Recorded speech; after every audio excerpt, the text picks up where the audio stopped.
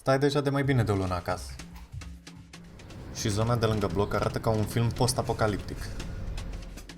Ajungi la capătul internetului de 5 ori pe zi, nu ai o curte sau pădure în spatele casei, nu ești vreun primar să poți să ieși prin parc și ai o bicicletă la care te uiți cu jind, așteptând cu nerăbdare momentul în care o să poți să ieși cu ea la auto. Însă până atunci mai avem cam 2 săptămâni de stat prin casă. Și ca să învingem plictiseala și să ne menținem optimiști, iată câteva lucruri pe care poți să le faci până când se termină carantina.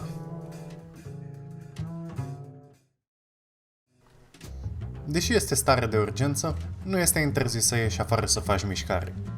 Tot ce trebuie să faci în plus este să ai o declarație la tine. Fii sigur că ai completat-o corect și n-ar trebui să ai probleme. Dar fiindcă nu poți să te îndepărtezi prea tare de locuință, imaginația este cheia. Încearcă să înveți niște tricuri noi. Un trick super util este track stand-ul. Cum îi zice și numele, mare lucru nu prea e de făcut decât să stai pe bicicletă.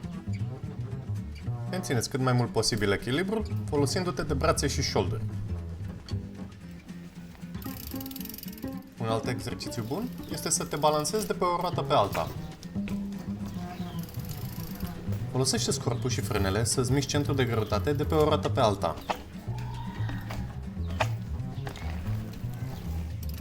Ai făcut încredere să stai pe rota din față? Încearcă un Endo 180. Stai mai bine pe spate? Încearcă un manual. Acum încearcă să-ți ridici roata din spate. Acum caută și pune un obstacol și leagă-le pe amândouă. Și acum ai toate ingredientele să înveți un bunny hop.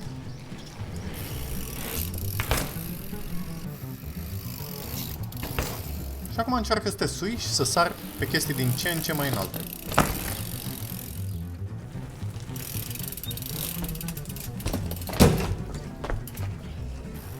Învățând cum să-ți folosești corpul și bicicleta să treci peste obstacole care înainte îți păreau imposibile, o să-ți deschidă multe porți când o să poți să te duci din nou pe trasee. Însă până atunci, statul de prea mult timp în casă poate cauza depresie și mișcarea e o soluție dovedită. Așa că ia-ți bicicleta și învață ceva nou. Dacă vrei să ai totuși parte de un antrenament mai serios în casă, s-ar putea să te intereseze un trainer de bicicletă.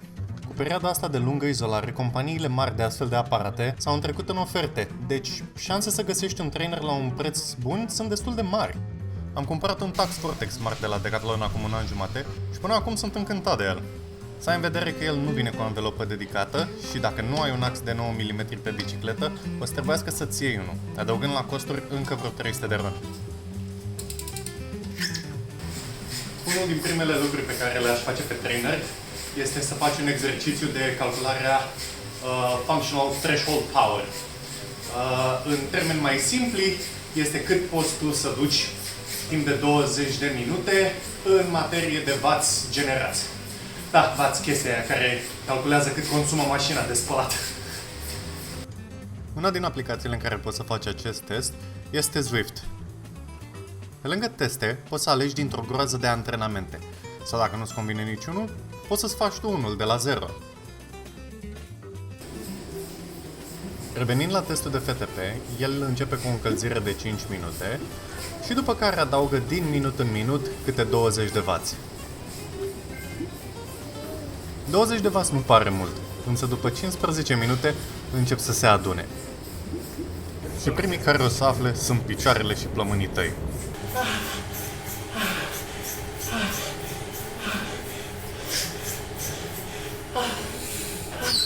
Gata.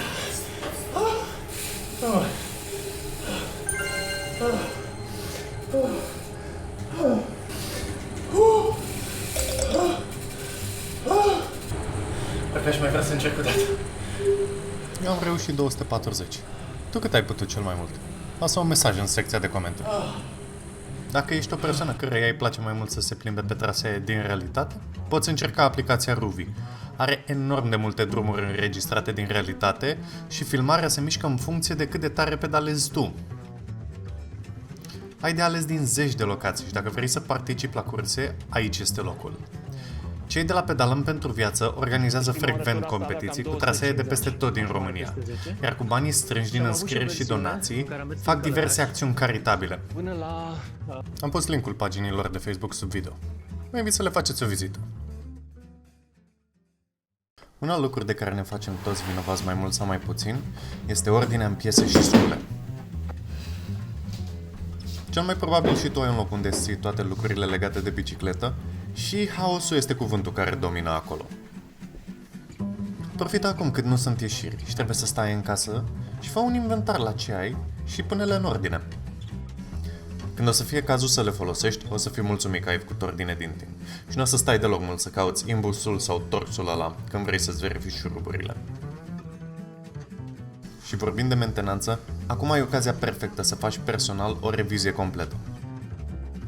Pe lângă niște bani în plus la bugetul de călătorii că nu mai trebuie să duci bicicleta în service, ajungi să o și cunoști mai bine, cum să ai grijă de ea și poate îți vin niște idei de ce piese să îți cumperi cu banii puși deoparte.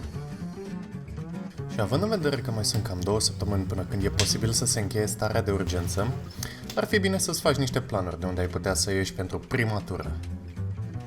Să ai totuși în vedere că nu o să fii singurul care vrea să iasă și cel mai probabil pe autostrada Soarelui și pe DN lumea o să se îmbulzească către zonele deja celebre. Cu o țară așa frumoasă, Valea Prahovei și litoralul mai poate să aștepte încă o săptămână, 2. Caută un loc unde n-ai mai fost niciodată. Sau poate n-ai mai fost de mult. Și bucură-te într-adevăr de natură și libertate.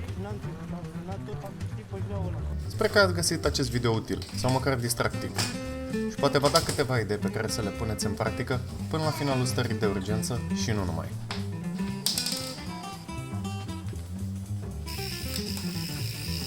Acestea fiind spuse, vă mulțumesc că ați fost alături de mine și ne vedem data viitoare.